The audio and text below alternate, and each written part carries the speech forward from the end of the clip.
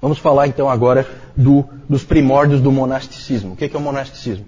O monasticismo é o movimento dos monges, pessoas que se isolam. Esse mono, ficar sozinho, ficar isolado, é o monasticismo. Aqui nós vamos falar de algumas figuras bastante estranhas, esquisitas, radicais. Isso aí vem, evidentemente, nós sempre temos que associar uma coisa na outra, essas coisas não são independentes, tá? O monasticismo, ele vem por quê? Ele vem porque a igreja, na cabeça de muita gente, tornou-se completamente mundana e deixou de ser igreja. O nominalismo levou à radicalização de algumas pessoas. Primeiro porque você não tem mais martírio. E algumas pessoas sempre quiseram ser martirizadas. Nós já falamos sobre isso domingo passado. Sempre tem aquele suicida, né, João? Então é complicado. Mas aqui então começa a aparecer essas figuras, essas pessoas estranhas que acham que não. Isso aí que está aí não é igreja. Não é igreja. Sabe? Sempre essa questão assim, o que é a igreja? Esse é sempre um ponto que vai gerar divisão, problemas, porque cada um define de uma maneira. E essas pessoas começaram a ver que aquilo ali não era cristianismo. E aí começaram a fazer sacrifícios pessoais. E aí nós vamos ter figuras estranhíssimas. Põe o próximo aí, eu só quero ver o que tem aí. A pergunta da Rebeca é o que são primórdios. Primórdios é o início. O início. Né? É os primeiros traços ali de monasticismo. Nós vamos falar de umas figuras estranhas, como por exemplo Simeão o Estilita. Já ouviram falar de Simeão o Estilita? Esse é uma figuraça. É um monge lá acho que é na Síria, no deserto da Síria. Ele resolveu que ele ia viver a vida dele inteira em cima de uma coluna. Então ele ficou em cima daquela coluna, lá as pessoas vinham aprender com ele. E ele morava ali, em cima da coluna. Vocês sabem o que é um estilita? Não confundam com estilista, que estilista é outra coisa. Tá? Um estilita pode olhar no Aurélio, lá na sua casa. Um estilita é uma pessoa que fica em cima de uma coluna. É isso aí. Interessante, né? Simeão o Estilita, acho que ficou bem encaixado, né? Ele é santo tanto na igreja romana como na ortodoxa. O dia dele, dia do santo, é o dia 5 de janeiro. Simeão o Estilita. Figuraça. Pode passar aí. Já no século III, começa esse movimento dessas pessoas estranhas indo para o deserto, indo para as colunas, né? Coisas esquisitas acontecendo. Mas no século IV e no século V isso aumenta muito mais. O mais famoso desses monges aí do deserto foi Antônio, ou mais conhecido também como Antão, Santo Antão. Mas Antônio é um nome correto também, pode-se usar qualquer uma das formas. Né? Não é aquele Santo Antônio de Pádua ou Santo Antônio de Lisboa, que esse é do século XII, não tem nada a ver, tá? Esse aí é outro, é o Antônio o Eremita, ou Antônio o Grande.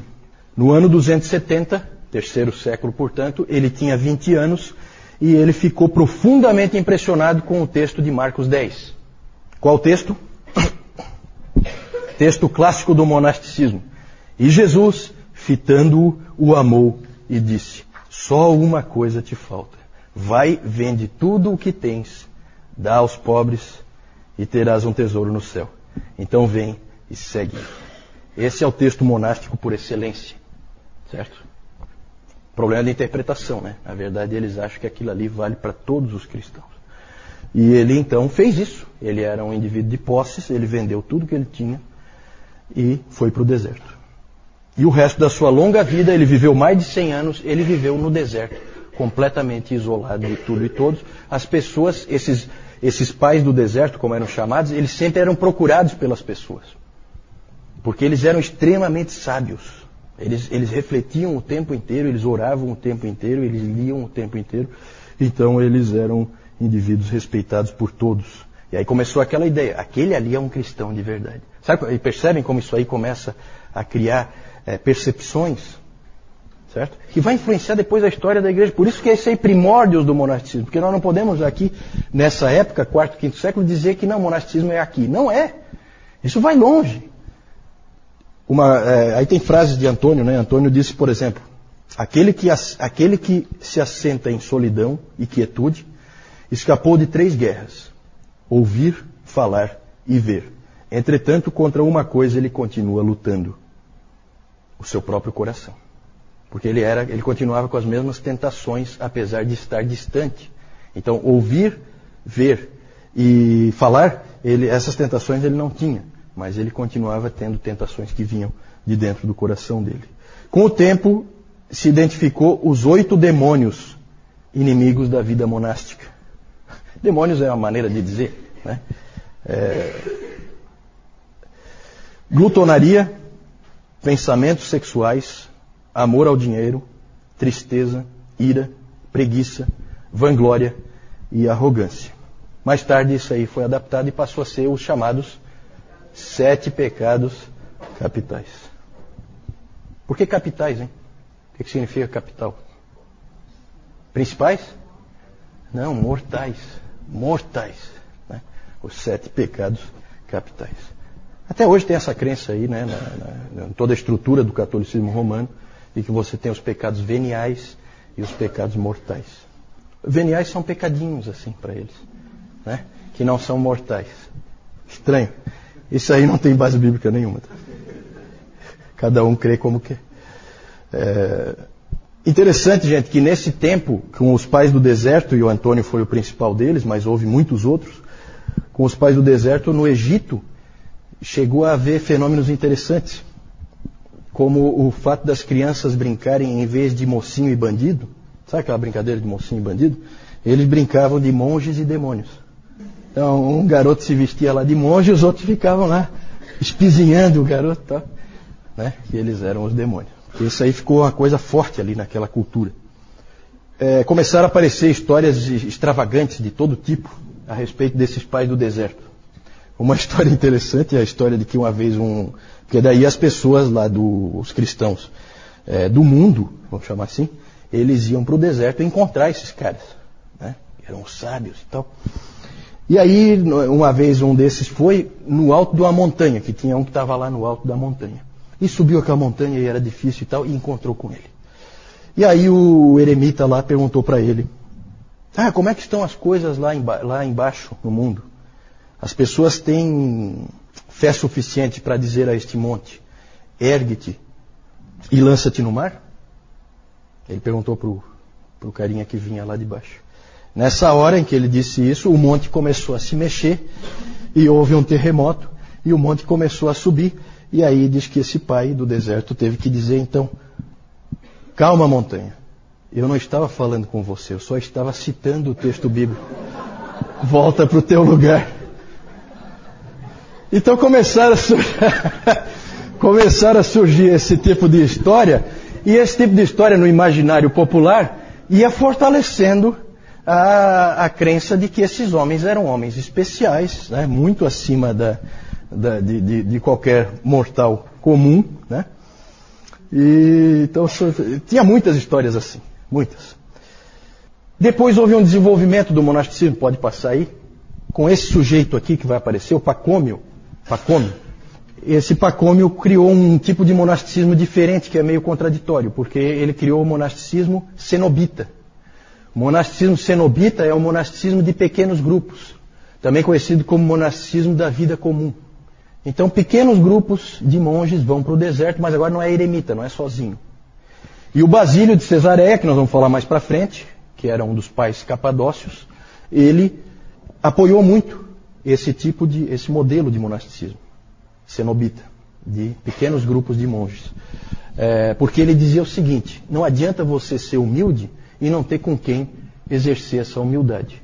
Jesus, quando lavou os pés, precisava lavar os pés de alguém, não adiantava lavar o seu. Então o Basílio argumentava que o monasticismo tinha que ser desse modelo e não do modelo do Antônio. E realmente foi esse modelo que acabou prevalecendo. Eu só queria fazer uma observação também de que não eram só homens que se tornavam monges, tá? Mulheres também se tornavam monges. A irmã de Antônio também se tornou, o que nós chamamos de freira, né?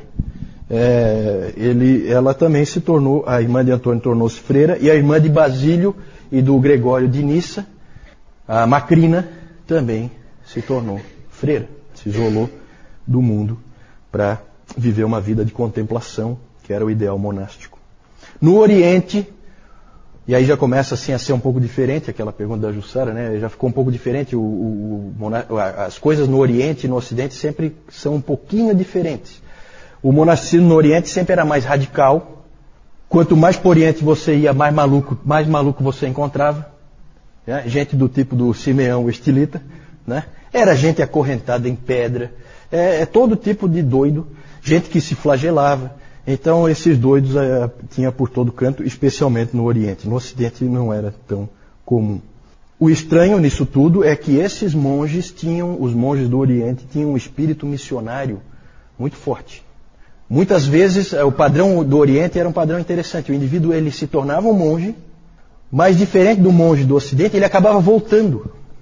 Ele ia lá, ele se fortalecia e algum dia, não todos é claro, mas muitos deles, algum dia ele acaba voltando para a sociedade e trabalhando na igreja. E normalmente como missionário, normalmente é ele que leva o evangelho adiante. É claro que os que estão em cima de colunas e os que estão acorrentados em pedra, fica um pouco difícil. Mas os outros tinham condições de ir, né?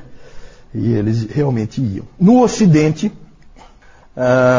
o monasticismo ocupa um papel fundamental também, pode passar aí.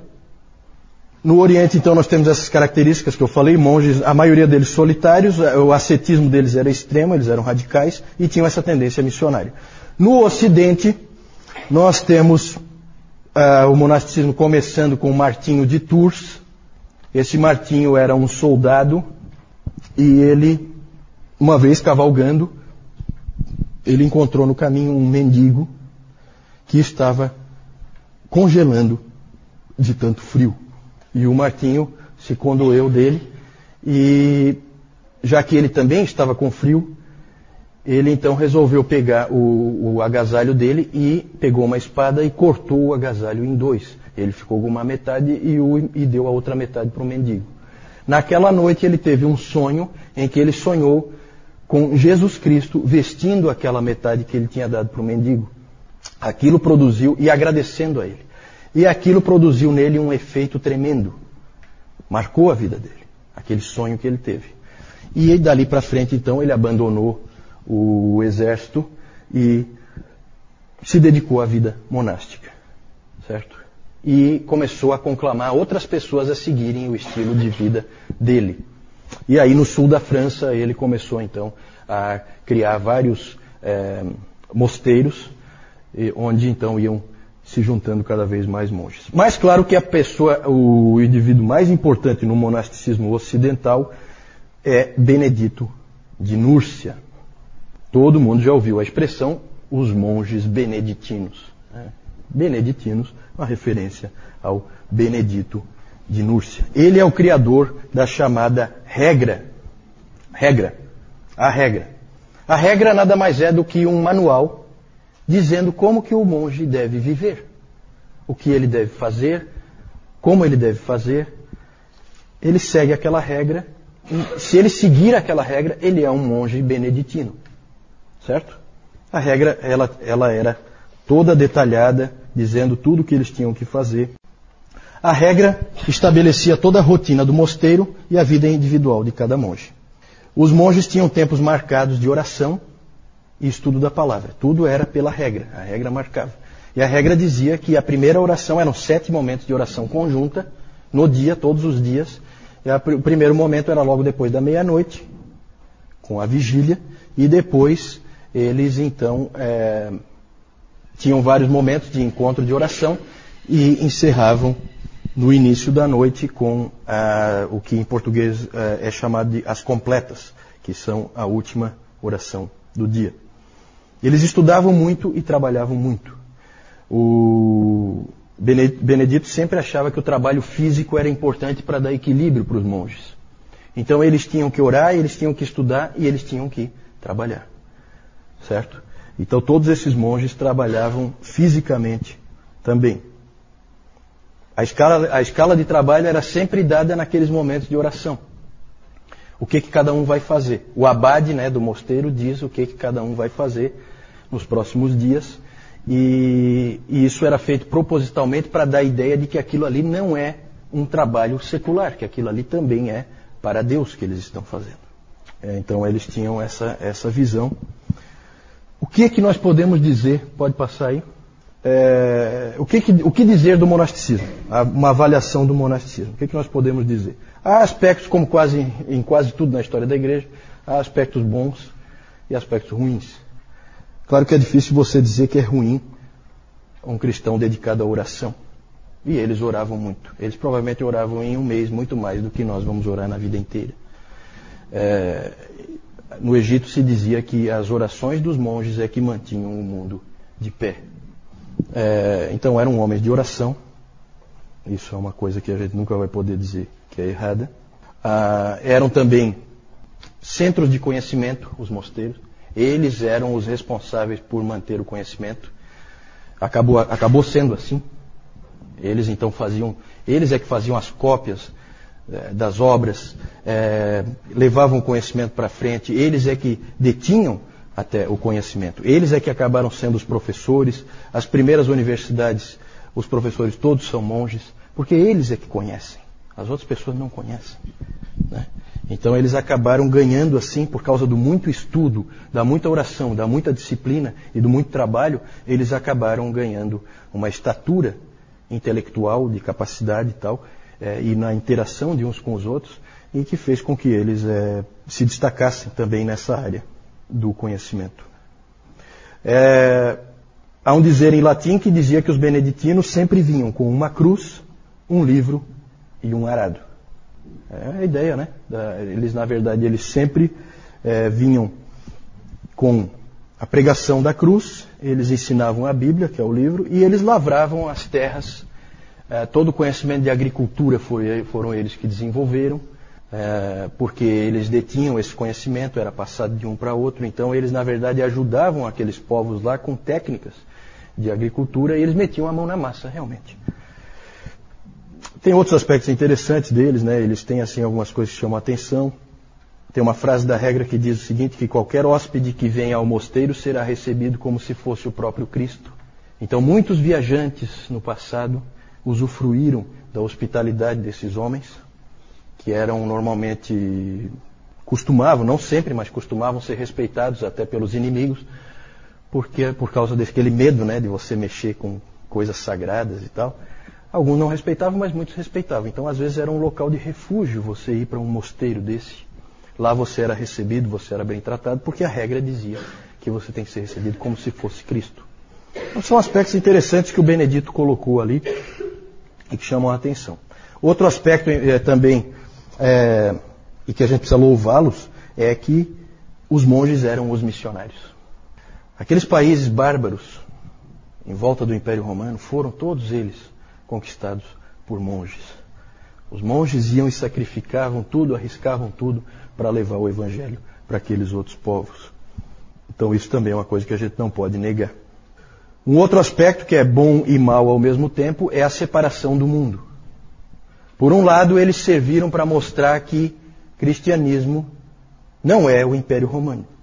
Não é a mesma coisa. Cristianismo tem que haver santidade, tem que haver pureza, como era no princípio. Não é se tornar um total mundano e achar que é um cristão, porque o nominalismo estava ali. Então eles serviram como um lembrete. Só que ao mesmo tempo essa separação do mundo fez com que eles perdessem o contato com as coisas do mundo. E eles pararam de ter relevância e de poder ajudar uma pessoa do mundo nas lutas que uma pessoa do mundo sofre como cristão. Porque eles não viviam aquilo, eles estavam isolados. Então isso é um aspecto, ao mesmo tempo, por um lado bom, por outro lado, muito ruim. Muito ruim. Mas o maior problema do monasticismo, o mais grave talvez, é que ele criou o cristianismo de 2 níveis. Esse é péssimo. Você, inclusive, começou a haver o uso do termo, aquele indivíduo é um religioso. Religioso não é eu e você. Religioso é o monge, é o padre. Nós não somos religiosos, nós somos do mundo. Né? Então você tem um cristão de primeira classe e um cristão de segunda classe. Isso é muito ruim. Isso aí os reformadores lutaram com unhas e dentes contra isso aí. Inclusive o Lutero, que era um monge. Né? Então É interessante esse aspecto. Cristianismo em 2 níveis, péssimo. Outro problema. Esse modelo monástico pode facilmente degenerar para um modelo de salvação pelas obras. O Benedito, ele tentou resguardar isso aí. Ele chega e escreve que não, que o nosso ganho em santidade, ele vem pela graça. Nós vamos nos tornando mais disciplinados e mais santos pela graça. Mas, como alguém já disse, onde está a tua ênfase, onde estiver a tua ênfase, ali estará a tua teologia. Então não adianta, você enfatiza muito aquele aspecto, é ali que a tua teologia está. Certo? E aí acabava caindo sim num modelo de salvação pelas obras. Agostinho mais tarde iria colocar a graça no centro. E adivinha de quem houve a maior resistência ao ensino de Agostinho de que a graça está no centro? De onde vinha a maior resistência? O que vocês acham? De dentro dos monastérios, mosteiros. Claro. Por quê? Porque se é tudo pela graça, o que nós estamos fazendo aqui? Esse era o pensamento. Então, o indivíduo corria o risco, se ele acreditasse naquilo, ele corria o risco de ficar sem identidade. Então, eles trabalharam muito. O Agostinho, ele é engraçado. Depois nós vamos falar do Agostinho, tá? Mais para frente, não hoje. O Agostinho, ele é interessante porque a Igreja Católica reverencia o Agostinho, né? Mas não acredita em nada que ele disse. É interessante isso aí. Sabe? É assim só uma coisa da boca para fora, né? No fim das contas, gente, essa questão do monasticismo é muito difícil a gente avaliar o que Deus pretendia com isso aí. Nós ficamos pensando assim, poxa, esse monasticismo trouxe tanta coisa ruim, mas também nós não sabemos como seria o mundo se ele não tivesse existido. Então, cuidado, a gente não consegue interpretar a providência de uma maneira satisfatória. É sempre difícil, certo? Será que você deixar o Eusébio ficar dizendo que Constantino é o representante de Deus na Terra e não haver nenhum contraponto a isso, vocês acham que isso aí acaba bem? Ou nós precisávamos de um contraponto que depois ia se acertar? Eu gosto muito de pegar os monges, que eu acho que eles estão muito errados, mas eles têm muitas coisas interessantes e ênfases interessantes. Eu acho muito interessante aquela frase do J.I. Packer, que os puritanos são os monges que acertaram. E os puritanos foram os monges que ficaram no mundo e aprenderam a viver ali. Certo? Isso é interessante, isso é para reflexão. Mais tarde nós vamos falar dos puritanos, né? Mas é interessante isso aí. Uma coisa leva a outra. Gostaria de ir adiante, pode passar. Vou só mostrar aí as figurinhas. Aí nós temos umas figuras do Antônio Eremita. Então ali os 8 demônios atacando ele. Não sei se dá para ver direito aí. Claro que são obras artísticas. Aqui ele sendo atacado por um outro demônio. Sempre tem essa noção de que ele está sendo atacado. E ali uma outra figura dele também. Pode passar. Aí ó, Simeão o Estilita. Esse aí é uma figuraça. Em volta do lugar onde ele ficava foi construída uma igreja, certo? Que hoje está em ruínas. Aqui onde agora tem uma pedra, era a coluna dele. Só tem a base. A coluna já caiu, né? A coluna é uma coisa que acaba caindo com terremotos, com coisas assim. Colocaram uma pedra ali e a igreja foi construída em volta. Tal a reverência que se tinha pelo Simeão o Estilita. Aqui não sei se dá para ver, tem as pessoas que vieram ouvir os ensinamentos dele. Certo? Figura ímpar na história da igreja, né? Vamos lá. Martinho de Tours ali, né? É uma obra de arte ali mostrando ele com o mendigo, né? É bonita essa história dele. E o Benedito de Núrcia, a sede dele até hoje, né? A sede dos monges beneditinos, o mosteiro que ele começou é Monte Cassino, que fica na Itália, né? Essa é uma foto atual de Monte. A pergunta da dona Carlota é interessante. Esses monges, eles eram pessoas cristãos normais, vamos dizer assim, né? Pessoas leigas, ou eles eram do clero, né? Não é isso que a senhora quer dizer? Normalmente eram pessoas, na sua grande maioria, eram pessoas leigas. Os pais do deserto, geralmente pessoas com uma impressão como essa do Martinho de Tours. Martinho de Tours era um soldado. Ele não tem nada a ver com a igreja em termos de ser um oficial da igreja. Normalmente não eram oficiais da igreja nessa época, até porque havia ali uma reação à igreja como ela era. Então eram pessoas que não gostavam da cara que a igreja tinha agora. Certo? Depois, sim. Depois, o próprio Martinho de Tours, ele acabou sendo nomeado depois, então a coisa vai pelo caminho inverso. Ele acabou sendo nomeado bispo de Tours, mais tarde. Né? Mas primeiro ele se tornou monge. E aí depois ele acabou sendo nomeado bispo de Tours. Esse Benedito eu não... O Benedito, eu não sei bem a origem dele, tá? Eu vou dar uma investigada para a senhora. Eu não sei bem a origem do Benedito. Ele é de uma época posterior. A regra é que nós estamos encaixando aqui porque é o início do monasticismo. Mas o Martinho de Tours veio antes. O Benedito é posterior. Ele escreveu a regra no ano 540. Isso já é século VI. Né?